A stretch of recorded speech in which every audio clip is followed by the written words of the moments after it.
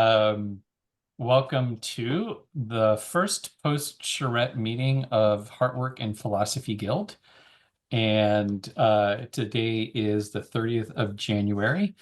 And as is our custom, we start by acknowledging the land. And is there anybody who would like to practice their acknowledging skills, or shall I?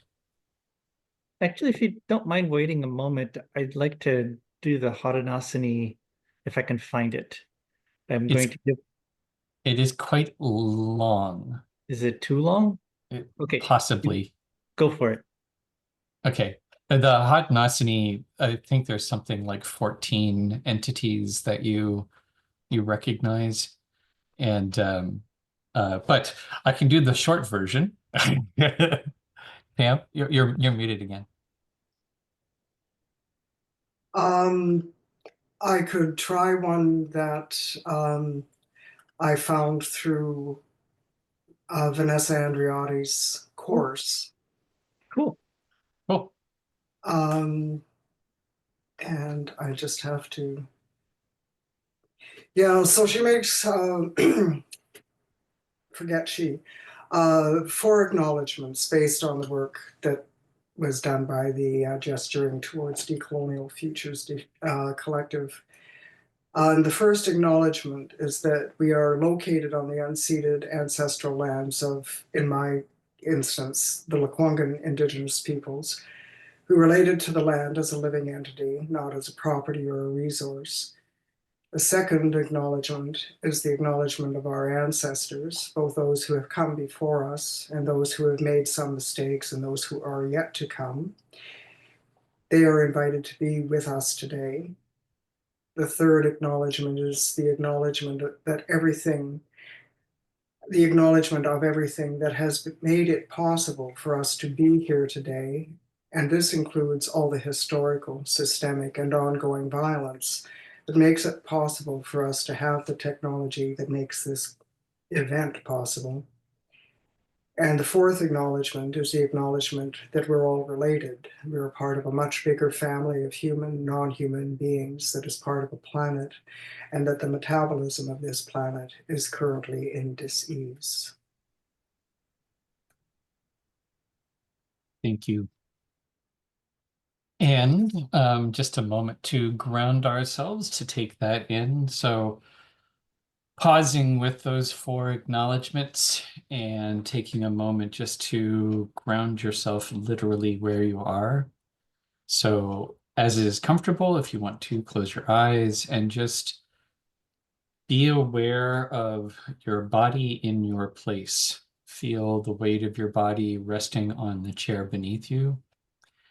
And take a moment to, in your mind's eye, see where you are in the room and see where the room is in the building and how the building sits on the land. And take a deep breath in, breathing in the oxygen and all of our connections to all of our relations. And as you exhale, just let go of stress, tension, busyness, anything that's no longer serving you.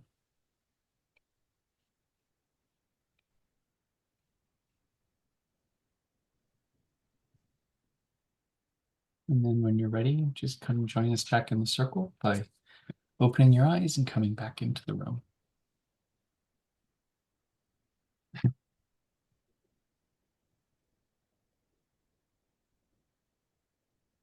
So let's just give everyone, oh, I didn't want to click that button. Let's give everyone a moment to check in.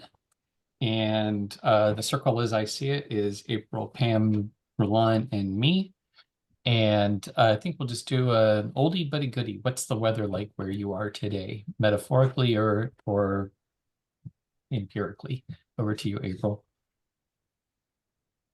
Um, I'm I'm thinking of weather more in seasonal terms right now, and my question to myself is, what's your winter like today? And I have to say, I feel like I'm in the midpoint of winter. It's very cold where I am. but also raining. Mm. So it's a really different from other seasons and rain. There's a distinct winterness to it. And I'm sorry, I wasn't paying attention to the circle composition. And I've got to sneeze. Pamela And next. Over to you, And Pat. Um, um, uh, well, we're all roughly in the same, touched by the same waters and kind of the same system. So of course it's cloudy and getting somewhat colder, and um, it feels like we're entering into a winter, and as I say that, sense the metaphorical quality of that statement as well. And at the same time, feeling a kind of quickening uh, with that sense of um, uh,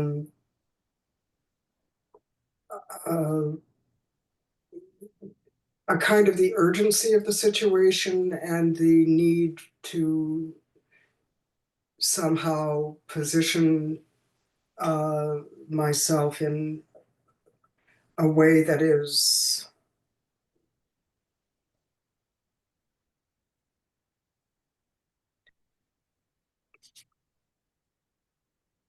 taps into both my accountability and responsibility. And that's enough to begin with, I think. And I don't see the thing. So, Roland. well, it is neither minus 21, neither is it 25 degrees.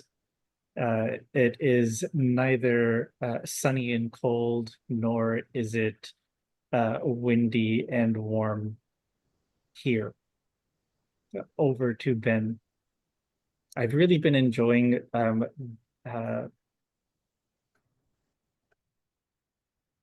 looking at what things are not. And now I will mute.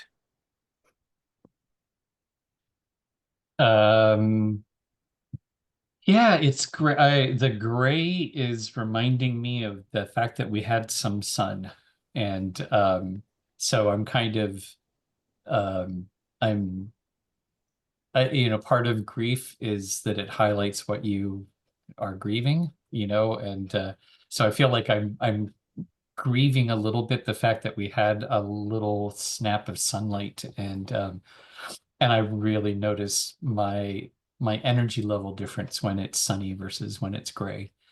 And I feel like seasonally I'm in this weird position where I'm often kind of out of step because I'm often trying to anticipate what's coming. And so I feel like I'm experiencing I consistently get what I call post-semester blues, which that, after the racing to get everything done and to hit the timelines and everything, and then there's that lull, and then for me, there's a tendency to kind of like fall into the pit. And I feel like some of that's happening because we pushed up to the charrette, and this week I've done all of the cleanup stuff, and now it's like, oh, now it kind of feels like we've just completed something, and yet we also are starting something. So um, that's not really weather related, but no, it is because I feel like it seems like it's getting lighter, so it should be the end of winter, and we're having our first cold part of winter. So it's like the temperature is getting colder, but the light is getting brighter, and there's sort of mixed messages. And that sounds like a metaphor. So all right, I'm going to share the agenda, and we have to kind of create our agenda as well, since we are coming back into things. So we have notes to ourselves about abbreviating our check-in so we have time for work, and I feel like we've done some of that. We will quickly address our agreements. just in terms of, our oldies but our goodies, but they're always oral tradition, as a way of reminding us that they're always evolving. And so we're all in this together, and we always have choice, but choices have consequences. Nothing we can do about that except make better choices. An encouragement to lead with curiosity, kindness, patience, compassion, gentleness, be a mensch. Listen for understanding, speak from your heart, from what's true for you for now. Remember, this is a both and universe, not an either or one. So there's space for lots of things, even if they may seem paradoxical. And having fun is important, and is a sign of group health. So even though we can talk about heavy things, we can do so with some levity. And we are recording this session, and our privacy rules are a la sociocracy, transparency, except where confidentiality is required. So if anyone has any part of this meeting that they would not like to be released, just let us know and we will edit out the relevant parts or not post the meeting. So you will not have your privacy violated in any way. And just on that, let's just do a quick round. Can you live with these agreements? Is there anything that's particularly speaking to you today, or anything that you need to add? April, over to you. I can live with these agreements, but I really appreciate having them articulated once again, because otherwise they just sort of slough off somewhere into the chaos of my internal world. And so really for me, they are a signpost, I think. And I always like to understand that I have choices. Over to Pamela. What you just said. Yes, there is something about having them articulated that brings them to the front of mind, and I think that's really important. I always appreciate it when they appear, and I wonder why isn't this used more often. Roland. I can live with them, and these comments are encouraging me to either time or truncate the Haudenosaunee Thanksgiving address, because it is also a signpost and a reminder of the larger intelligence in which we're imbricated. Over to Ben.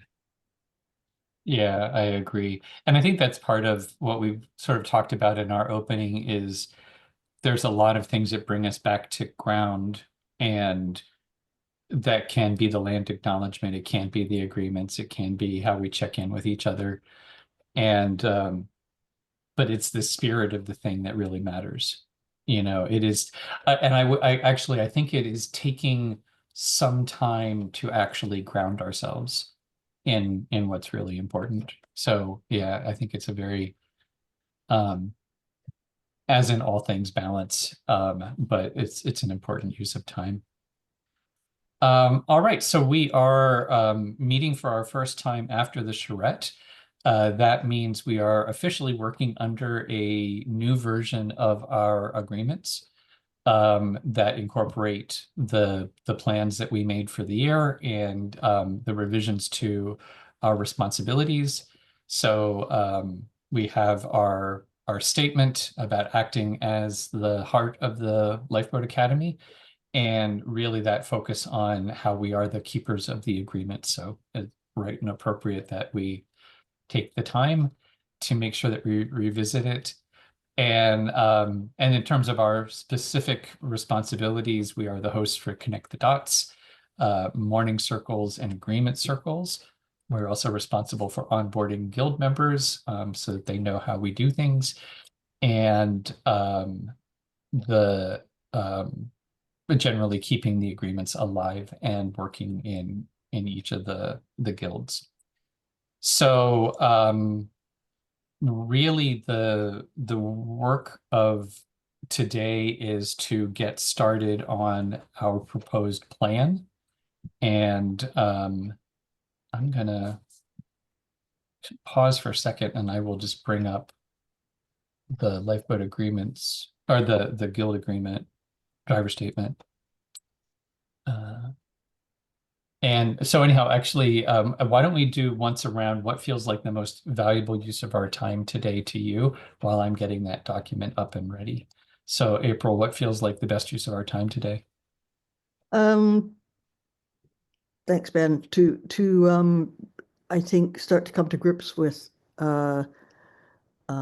whatever is going to happen in the nearest future, I guess, which could well be Connect the Dots Club or something of that sort. I'm feeling like we need to pin down some details of that. It also feels to me like the retreat at the pharmacery is kind of going to be the jewel in the crown, um, to use a colonial saying.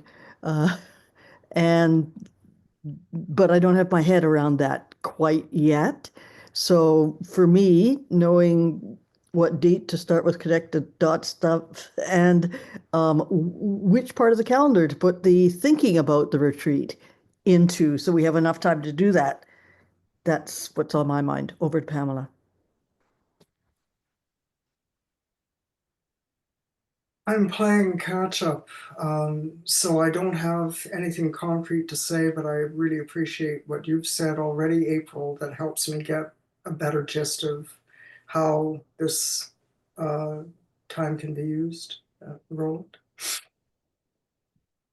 Yeah, I'm just checking the calendar, and thanks for bringing up the connect the dots and the agreement circles, because I'm seeing that we don't have any relaunch for either one coming up. So we don't have anything on the calendar for those events.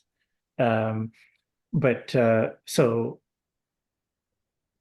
and I think that this fits into what I thought we could use our time for today, was to post charrette, looking again at or returning to the what do they call them? Project proposal. Yeah, all right, yeah. Yeah, I'm terrible with acronyms. To go back to look at that and see how these things maybe, and look at these ideas in context with our the project proposals. So over to you, Ben. Yeah, cool. That's great. And I think I think we're all on the same page, which is refamiliarizing ourselves with what we said we were going to do, and then figuring out how we start to do that. So um, the Philosophy Guild, or sorry, the Heartwork Guild driver statement now has the same uh, primary function and responsibilities we talked about. And our plan as we presented it and as is agreed, we have a link to the actual document here which has more detail in it, but not really much more substance, just more context. And so there are 4 things that we said we're going to do. 2 are continuing with connect the dots and the agreement circles. Both of these are in part, are based on requested need from lifeboat builders. So I would say actually we don't have to worry about scheduling until Lifeboat 101 happens, which will be next week. And Lifeboat 101, then the lifeboat builders will then say, how often do we want to connect the dots or agreement circles? And, that's part of the kind of co-creating the semester. So the good news there is that we don't have to do anything on those fronts unless we want to be anticipating what it would mean to put that into practice, any changes that we might want to make. And then the 2 new activities, one is gleaning lessons learned around engagement and reciprocity, developing it into a checklist that would be shareable to the other guilds. And then, as April was mentioning, the retreat at the pharmacery. And the retreat at the pharmacery, we want to divide into basically 2 or 3 or 4 steps, depending on how you like to categorize things. We need to do some planning. And part of that planning is scoping out what are our criteria. How big, how small, how long, how short, what kinds of things do we want to go for? And then the way we have it written, we will develop a template for how we would host this retreat, and then we will host it. So we're going to scope out what it is, what exactly we mean by the retreat at the pharmastery, and then come up with an abstract plan, and then try to put that abstract plan into practice. And if there's time, we could test it one more time. So right now, the work that we need to do is to scope out the work that we're going to do, if that makes any sense. So while I've got this up, and then here are our 3 projects: gleaning lessons learned, planning the pharmastery retreat, and as part of the badging process, coming up with our own badges. So with that, how about once around, just in terms of like a kind of response reaction round?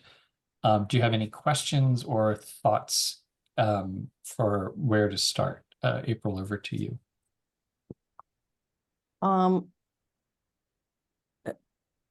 Well, first of all, I'm feeling relieved that there's nothing that has to happen in the next little while around the connect the dots in the agreement circle, because I think those are such great ways to approach things. I don't want to lose bits of them. I also sort of feel that we kind of need to share lessons learned a bit before we plan the pharmastery retreat, because there's probably some stuff there that will guide us, at least in a way of a set of principles, or of a pre-checklist for what we need to be paying attention to in a sequential way. It would set up a project plan quite well, I think, to do that. And it really honors, I believe, what we were feeling about learnings, that again, we don't want them to escape us, and we don't want to plunge into something without having considered what it was we already do and maybe forgot to look at. So there's an element also of remindering in there to do with this. And I just have to thank my colleague Roland, who reminded me that remindering is really such a useful thing, because it stops me from panicking and reminds us that we're all in this together. I guess. I'm not sure I answered the question, Ben. Could you repeat the question to me? I think you did, but I will repeat it, which is going over what we said in our proposals, thoughts about, how do we move this forward? And so what I heard was, and I was writing notes, and which is why I'm not sharing screens as efficiently as possible, but that, and now where'd it go? There we go.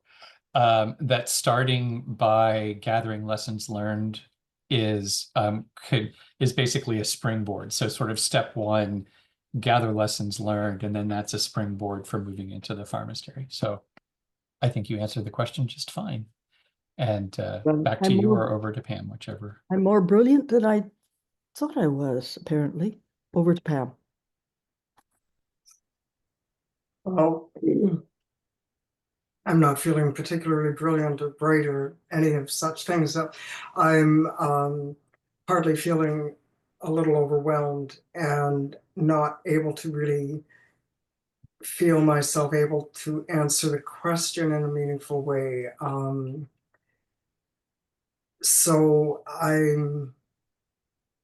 if we go around this maybe a second time after I hear Roland and Ben speak, then maybe something else will come to my mind that can be a contribution to the conversation.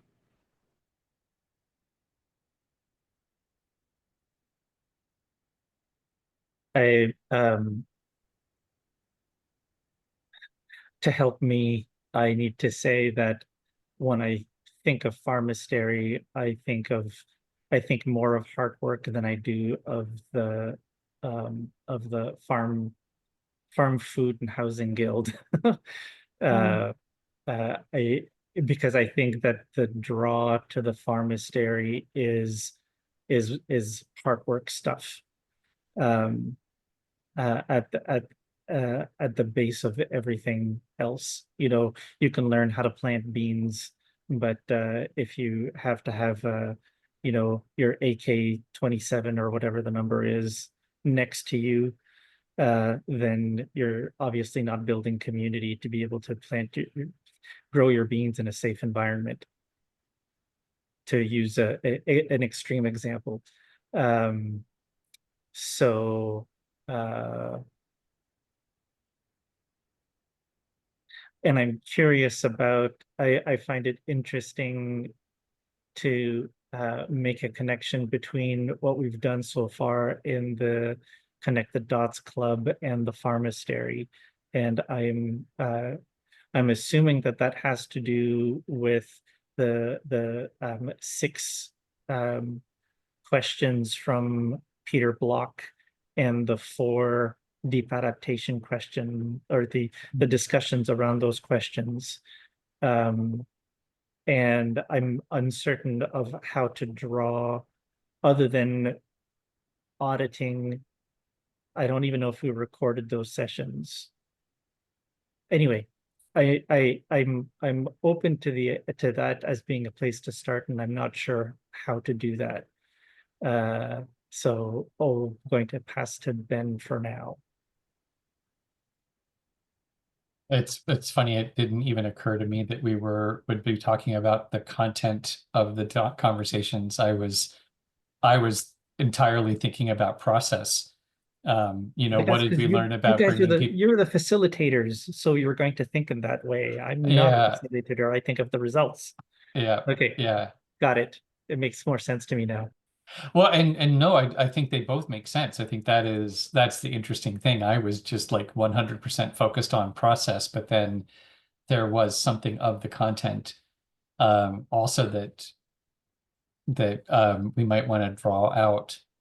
Well, and so what I would propose then as a way of bringing things up to speed, or integrating what I'm hearing, which is April's suggestion about kind of going into gleaning the lessons learned as the base, you know, building the foundation that then we start to grow the pharmastery on, plus Pamela's comments about, you know, needing to kind of come up to speed, and Roland's comments about thinking more broadly about what came out of the Connect the Dots Club, and the Heartwork relationship to the pharmastery aspect.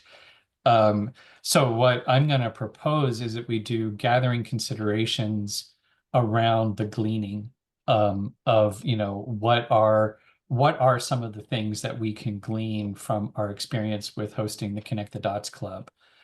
And we'll do our standard gathering considerations, which is basically brainstorming rules apply.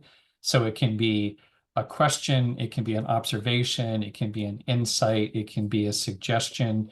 Everything is good for the cause. The only real rule is try to do it one at a time, one item at a time, so that we can layer on each other. And generally speaking, what seems to happen is we go around 2 or 3 times, and somewhere around the 3rd time, something starts to make sense. And that we will just lean into the process and hope that that is the case here. And that so that's my proposal. And just any amendments or any objections, or a thumbs up if we can just go into gathering considerations. 1, 2, thumbs up. 3, all right. So we'll just go into gathering considerations mode. And so the question is, what can we glean from our experience with the Connect the Dots Club that can that we can use to develop some sort of a checklist around engagement and reciprocity? That was really kind of the marching order. And I will type that into the chat as I hand over to April for your considerations. Well, my considerations are that we need to, well, I certainly need to think about Connect the Dots Club again and why it felt so good to do it. I think there's a number of elements there that might be common to quite a few folks who are involved, but I need to think back through that for myself, so I can kind of isolate my learnings at least. I'm really hoping that people have different learnings from mine as well, because that really expands the palette, I guess, for what we can use. Did that answer the question? Well, and I was typing the question as you were answering it, so do you want to, can you restate so that I can note it?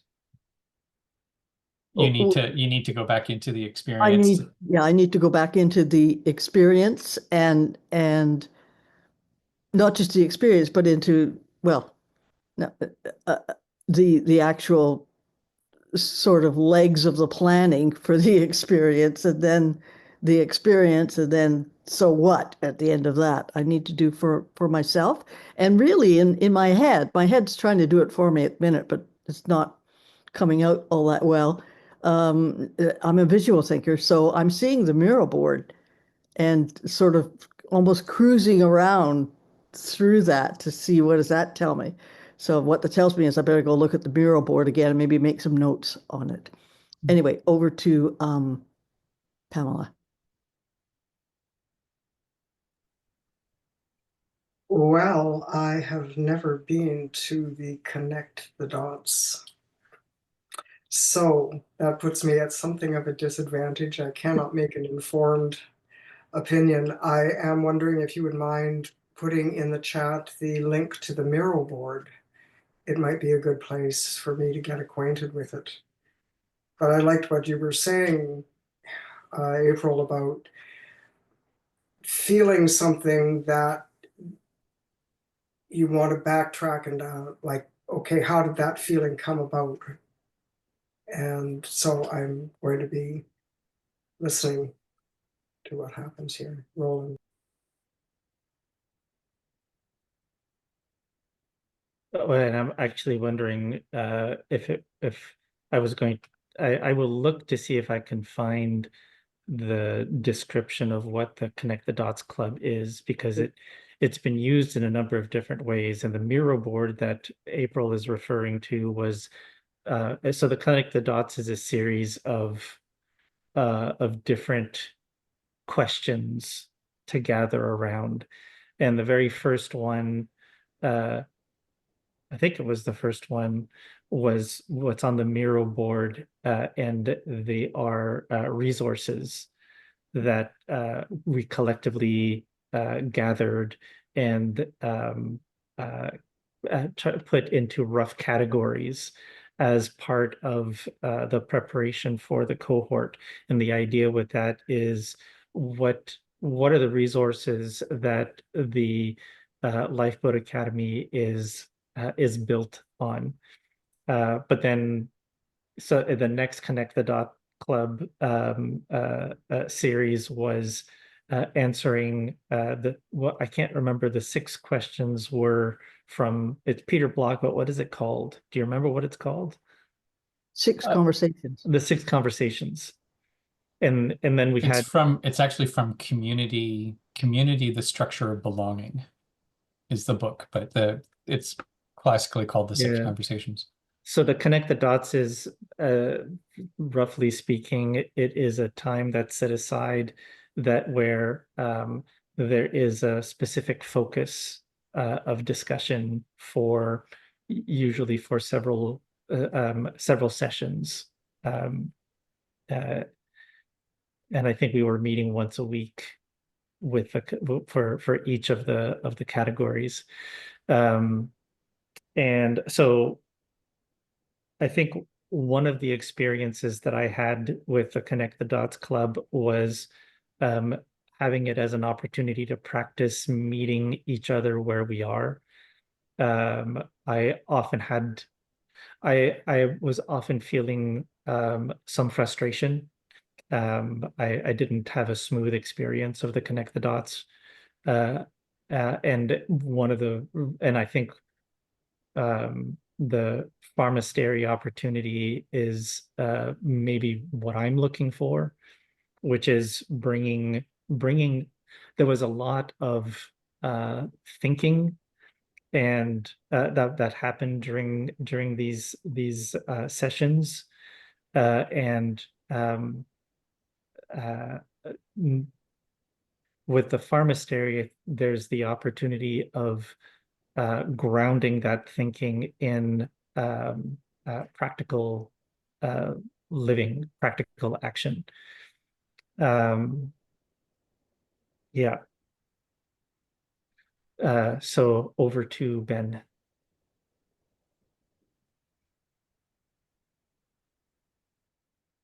Um, so yeah, and there were three series. There was the mapping the territory, the 6 conversations, and the 4 deep adaptation questions. And and part of the inspiration in those was trying to have conversations over time, um, rather than a kind of one, we come together, we have this conversation, we go away, but trying to come back to a similar group of people, so that we could actually start to weave, some of those understandings together. Um, and I think, I'm thinking now at a practical, I mean, I'm actually kind of surprised, Roland, your feedback of that it wasn't smooth for you. And I was kind of unaware of that. And uh, because I remember the conversations being, each one of them feeling really rich and deep and connected. And I think there was a little bit of a frustration about, there's always kind of a frustration around not more people making, showing up kind of thing. Um, but I felt like each of the conversations had, actually, maybe not all of them. I think they mostly had a good size group of people involved in the conversation. Anyhow, I'm just thinking about, in terms of engagement, this is one of those, I think one of the perennial challenges is we want to create ongoing connections, and that's really challenging with people's lives these days, with scheduling and unexpected crises that come up. So, and I guess that's one of the things to sort of assess, because what was nice about the conversations is they built on themselves, but not in a linear way. So if you missed one of the conversations, you could just dive in on the next conversation and you didn't miss anything. It wasn't like there wasn't a step 1, step 2, step 3. So I think that actually maybe in a checklist kind of way, I don't know how you capture that, but creating an opportunity where people can come and go, but still deepen the conversation. So sort of deeper, not necessarily linear, something like that. Over to you, April. I'm going back to what I understand to be one of the original purposes for doing this whole ball of wax, which was in thinking about the Lifeboat Academy as an academy, building the possibility of a set of resources that would lend themselves in the end to a syllabus for kind of the things that would be helpful to know or to be acquainted with or to know where to go to find out about all the things that go into creating a resilient culture, actually. And one way to do that is to talk to people about what they've read. And we wanted this connecting the dots to be about, well, connecting the resources with everything else, including people. and inviting people to contribute what they knew that we might not know that grounded them. So we started off with the idea of a book club, as I remember it, and had a whole bunch of discussions about what we liked and didn't like about about traditional book clubs. And this is what evolved as our approach for trying to get at the things that attract people about book clubs, but to make it non-traditional, non-judgmental, non-inclusive rather than exclusive. And you didn't actually, well, nobody said did you actually read the book, but it's implied that you did. And it's implied that whatever you read led to your current wisdoms, I guess. And I think we're trying to get at that. So there was a whole bunch going on in terms of purpose with the Connect the Dots Club. And really, the map is just trying to show visually, here's the dots, here's our sort of interpretation of how they connect. Trying to make it holistic rather than linear, and inclusive rather than exclusive. Anybody else find that that resonates with them, what I've just claimed this is about?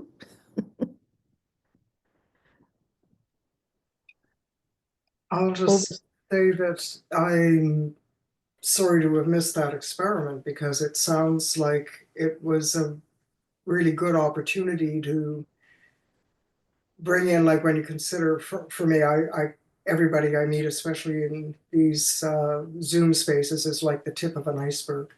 I don't know what it is that's that they're sitting on, all of the stuff that brings this person there in this little box. And that would have been a very rich exchange. And thinking too that there are the things that I'm sitting on that I haven't had an opportunity to bring into this space to feel it more integrated with my life and my concerns and directions and so on. So that's just my response to what you were saying, April.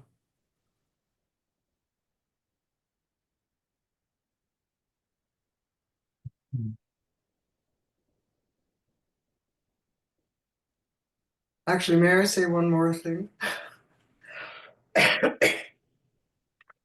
The other thing that I've wondered about, because I'm not quite sure how long I've been hanging on to the edge of the lifeboat, right? I don't know, you guys. I don't want to Google and find out what your LinkedIn profile is and the biography that may or may not appear in this place or that place. And I am wondering about the possibility for some kind of relational space where it's like the coffee shop, um, and or a meet and greet or something like that, where it's not about the ideas or the experience or whatever, but who is this person that I'm in relation to in another way. I just found out from somebody that I knew on Zoom for a very long time something about her background that I would never have learned in Zoom, but I did over coffee. That made a really big difference to sort of filling in this picture of, her trajectory in life and so on, that brought these other abstract things into um, a deeper kind of relational thing. I don't know if there's a room for that. It's hard in Zoom.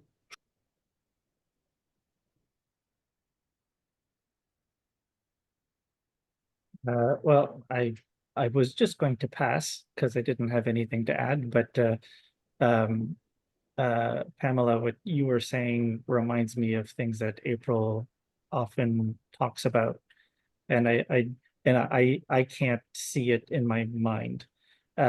So it could be interesting now that there's there are two of you who are sort of feeling into something that to me sounds similar. If something comes out of it, something comes up. I kind of feel like, yeah, yeah.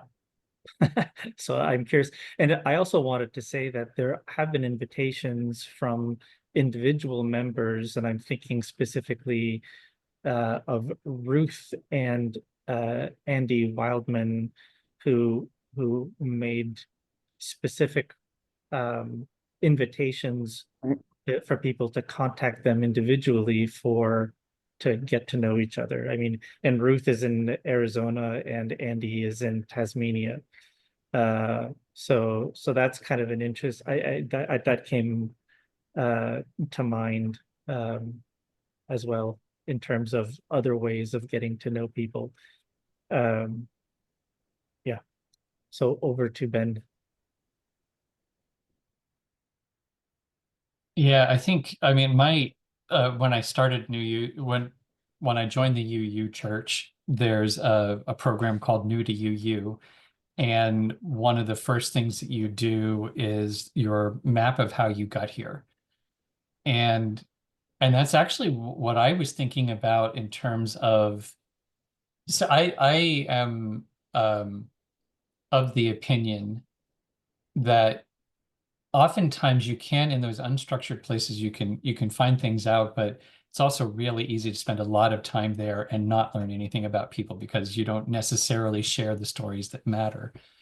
And so it's all about the stories that matter, right? It's about, and that's why I love the New to UU course is really just, I think that, like, tongue in cheek, they said, "How did you get here tonight? What brought you here tonight?" And they meant, the whole bit. And what are the points? And you got time on brown piece of paper and some colored markers to actually put in the different events. And people did it in lots of different ways. Some people actually had maps, and some people had bullet points, and some people had, sort of fish diagrams and, things like that. But the point was always, you go back and there are these moments that change your trajectory, you know, and those, like, inflection points, those are the things that really matter.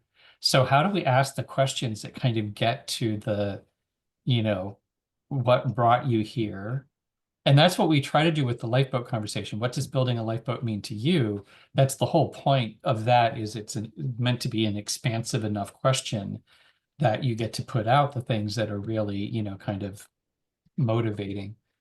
And, I think there's also recognizing, I just finished reading The Master and His Emissary, and one of the things he talks about is how in languages other than English, it's very common to have two verbs for knowing a fact versus knowing a living thing. And one of the differences between knowing a fact is that, once you know it, you know it. And knowing a living thing means you constantly have to be checking in, because they are no longer, even if you could download their biography at a particular point, their biography continues. And so you don't continue to know them unless you know how those things are coming up. So there's something in here also about, like, the ongoing relationship part of it,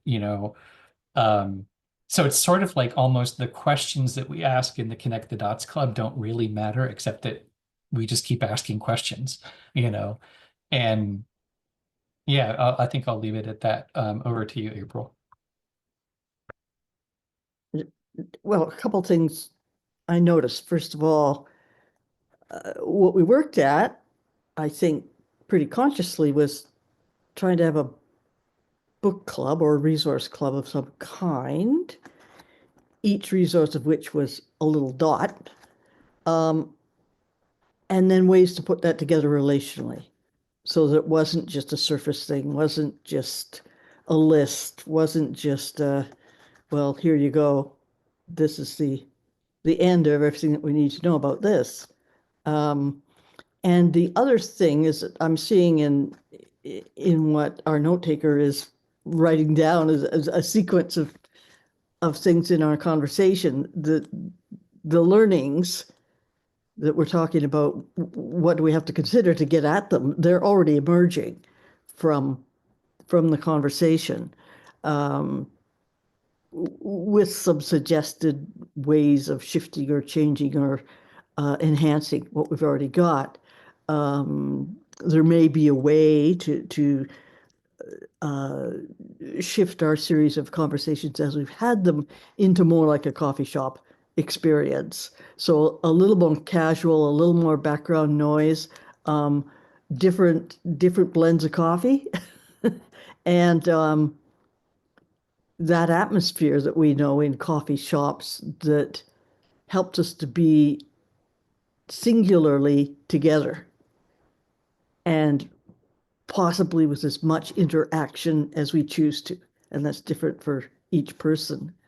Um, and when you look at establishing flow at people that write about that, um, the suggestion is that if you really want to get your flow going, go to the coffee shop and be in that kind of a setting where you are there as an individual, but there's something else going on in the background and in the noise around you, the intentional ambience that's created in a coffee shop that helps to connect you to yourself in a different way. And it probably works into the master and the emissary brain hemisphere system, um, as to why that happens. But there is something about that. Now you have to take another step to do what we're trying to do, in that you have to come out of being an individual in the coffee shop and join in somehow into a intentional conversation. But there is something about that. Anyway, let me pass on to the coffee shop suggester, Pamela.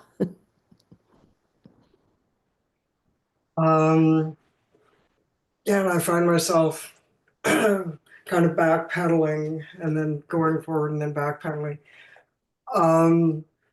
Wondering about, I guess in some ways, the kind of need that's expressed through that suggestion as being quite probably, in terms of the Lifeboat Academy, an inevitable part of the retreat that is being planned. And that's in terms of the very specific thing with, whomever is around to be able to attend that. Um, the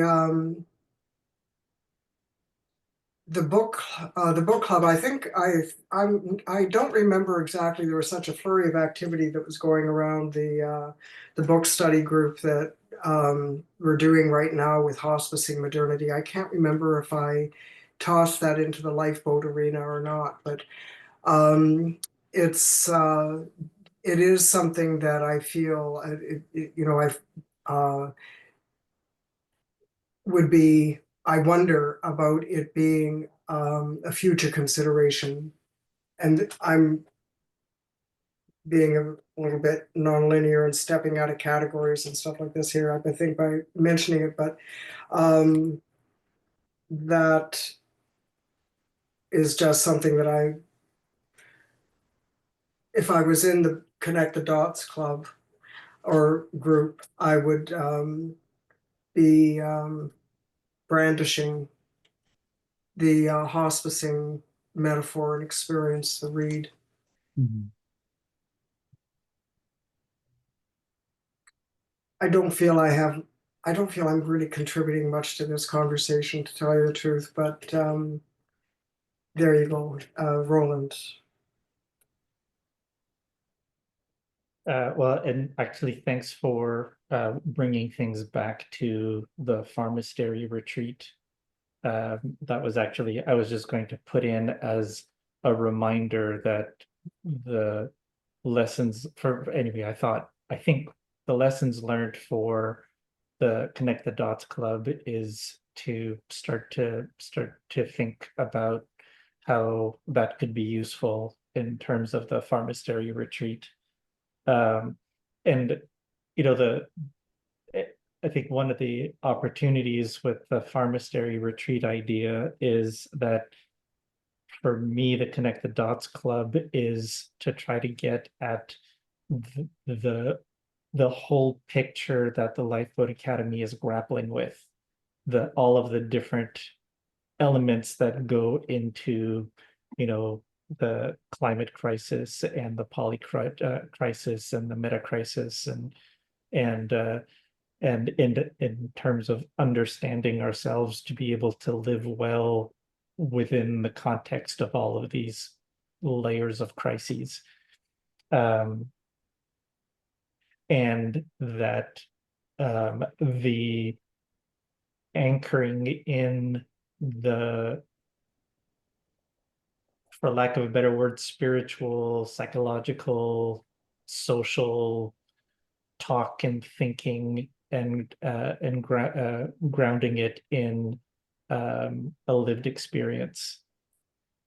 That's what that I think that's where I think of Heartwork and the pharmastery as being really close or even interwoven.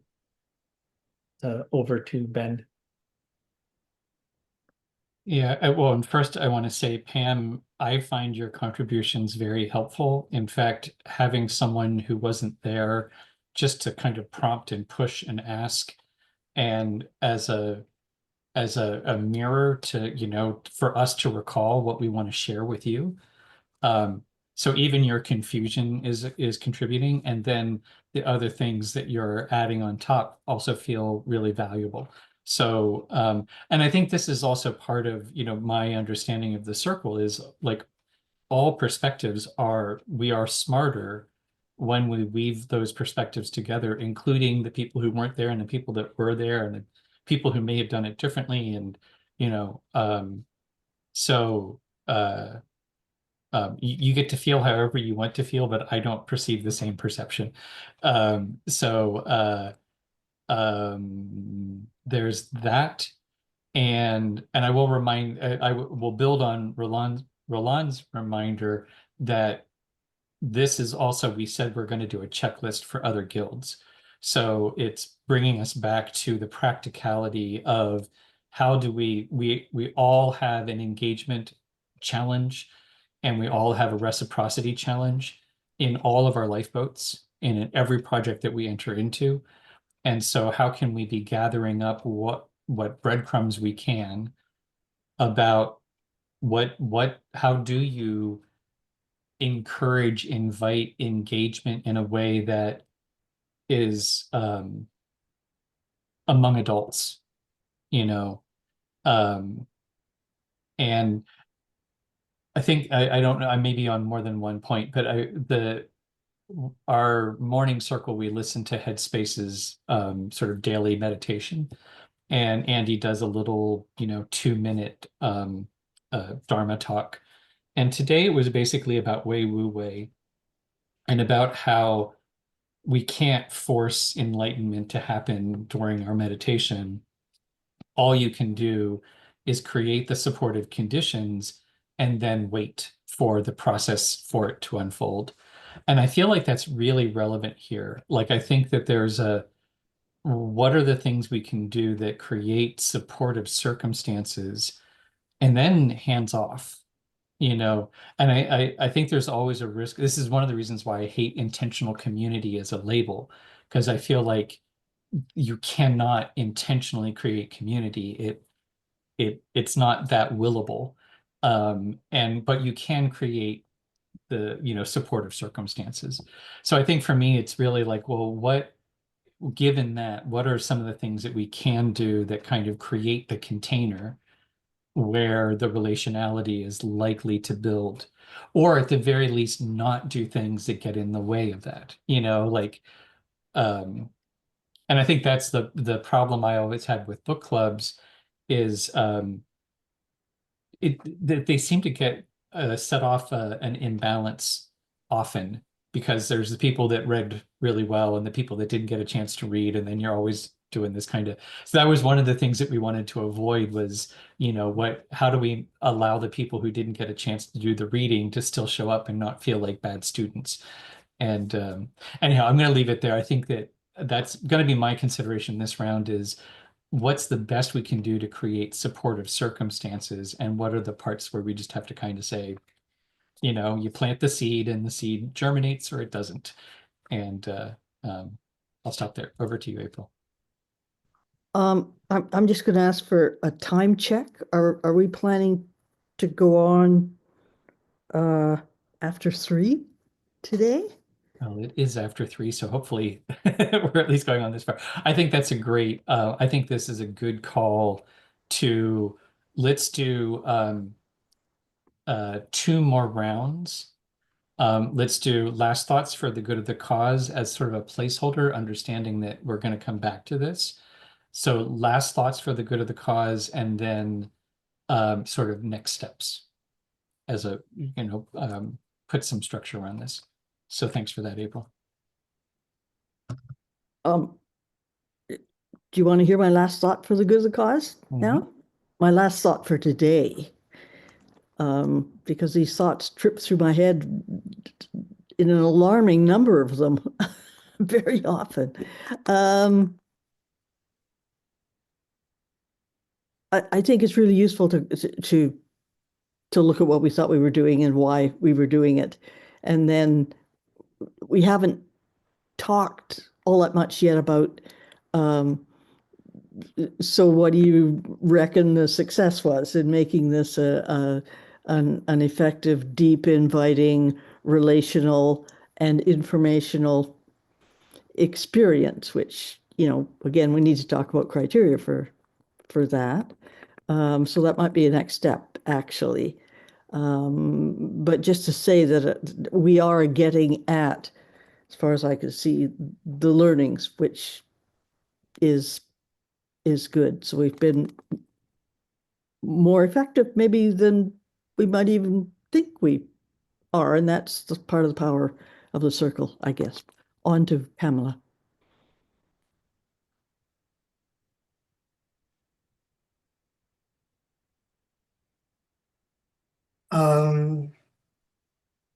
I'm assuming this is within the context of the recent, I've forgotten the name of the word that describes the event, charrette.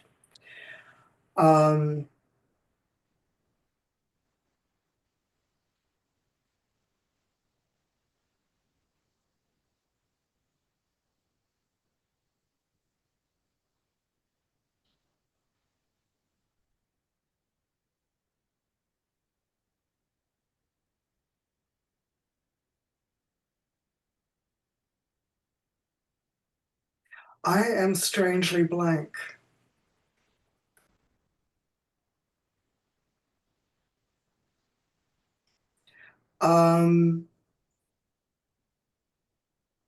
Oh, I think maybe no,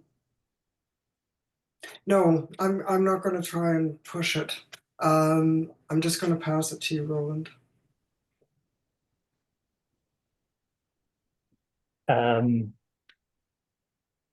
I feel like my right brain and my left brain aren't communicating very well. And so I feel like there's maybe a lot of right brain activity that's been going on in the meeting, and I'm not seeing the connections. So that's my last thoughts. And I pass to Ben. Yeah, this is where I feel there's a practice element in a lot of this. There and it's also where language is a useful lie. I think thinking about the creative act, which is not predictable or linear and also requires skill development. You have to do your rudimentaries, and you also have to let go of your rudimentaries. And I feel like that's kind of where we're at right now is there's a little bit of mucking about you know, kind of where were we now? Where did I leave that easel? Um, you know, crap, this paint is dried out. I need some more paint. You know, um, and the more I sit in these kinds of spaces, the more confident I am that, and then eventually something comes forward. And so my last thought is I'm okay with whatever comes next. You know, I don't know that we need to be overly left brain right now, and overly left brain at this moment. Um, yeah, I think I do feel like we've just been mucking about, and I am confident in the ability of whatever goes on, you know, in the hindbrain to present itself at some point in the future. Um, so yeah, I think it's basically another round just to sort of tie up loose ends. Any next steps that we want to clearly get on the agenda, or notes that we want to leave ourselves, breadcrumbs we want to leave ourselves for the next time we come back to this conversation. April, over to you. Well, we're midway into emergence, is I think what this is, and we'll know it when we see it. It will present itself. What I would like to do is take away these notes and then think about if I'm going to encapsulate this in a checklist. What would I do with this? There's probably the structure of a checklist in the background there somewhere already. So I would like to do that. Um, that's all for the moment. Over to Pamela.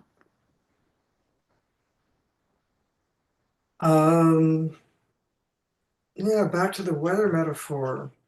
It's just that kind of day. It seems like it was just that kind of energy for me, at any rate, of being in a kind of between place. And I appreciate the conversation. And I think the distinction between the little I know of savoir, between savoir and connaître, makes really piques my curiosity. I think there might be something in between those two that I need permission in order to access the notes. So if that's possible, whenever you have a chance, Ben, and I like your suggestion there, April, about taking a look and seeing what. Uh, there's fertilizer in there, I'm sure. And I don't mean shit. Okay. Roland. Yeah, I think that this is a stone soup that needs to simmer a little bit more. And I think that's good. I think that's the April's emergence. Um, and yeah, in terms of next steps, yeah, I think it is letting things simmer and coming back to the conversation. I'm yeah, and going back to the beginning of the meeting, thanks, Ben, for explaining the process in terms of setting up connect the dots and the agreement circle times. And does that include also the topic for the next connect the dots, or is this something that we would like to direct or influence or suggest? And if so, then that might be something. Anyway, I guess we can't really talk about it at the next Heartwork meeting because we're going to have the 101 meeting before then. Anyway, so there we go. There we have it.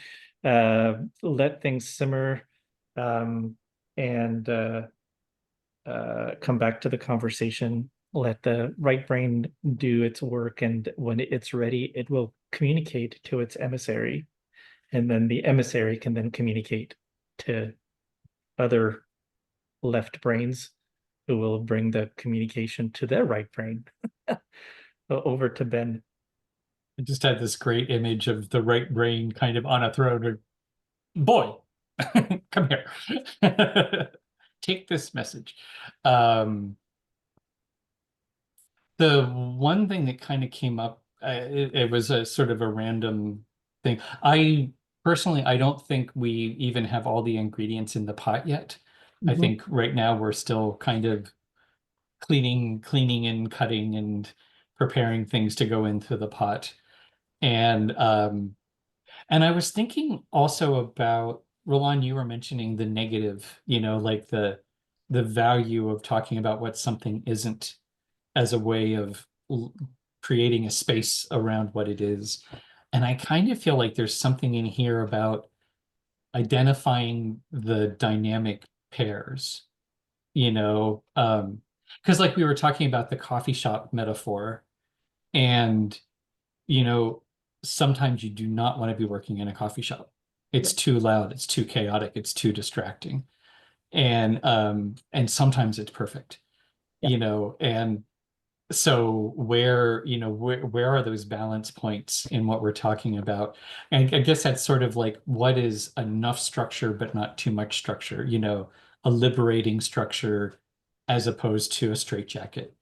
And so I think when we're thinking about the checklist, it might be maybe not so much a checklist as a range, you know, Right. like think about this continuum. Where do you want to be on this continuum? Very structured to, not at all structured or whatever it may be. But anyhow, that's the last thing I'm going to throw into the cauldron before we break. And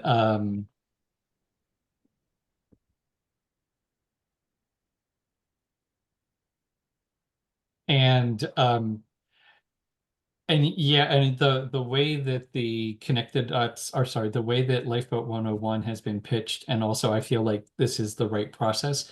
We have a menu of options for Connect the Dots Club that will be presented, and we'll see where there's interest. And until the people who are in the room have to shape how it goes. So we it might be useful to think about how might we do them better next time if somebody were to ask. But rather than trying to come in with a plan, this is where you should start. We really we need to figure out where people are before we can say where they need to be. All right, cool. Well, then I think that brings us to the end of our time together, actually a little bit past. And anybody want to say goodbye? Open your mic, shout it out. Well, thank you very much. And see you next time. Hmm. I take it that you send out a posting, or I'm not sure if the events calendar is up to date, or I'm There concerned should about be, scheduling. so generally we have been on fixed meeting times for each of the guilds every 2 weeks. So this has been Thursdays at 2 every other week. So the next meeting is in 2 weeks at 2. I see. Because we may be having more new people join, I think it is probably for each guild to talk about whether or not that time works for them. But we've found generally that having regularly scheduled repeating meetings just makes it a lot easier. And we do send out a reminder, and the reminder includes a link and the agenda. And then we often, almost always, it is the habit that we want to have is we send a follow-up that has a link to the meeting and any sort of highlights to the YouTube, the meeting on YouTube, so that people can follow along. And any decisions, the standing policy is any decisions that are made in the meeting should get emailed out, so that anyone who isn't there that has an objection to one of the agreements that comes up has a chance to voice a concern. So that's the process. Any other goodbyes or farewells? No. Till next time, have a good couple of weeks. Yep. See you all soon. Everyone. Thanks. Bye. Bye.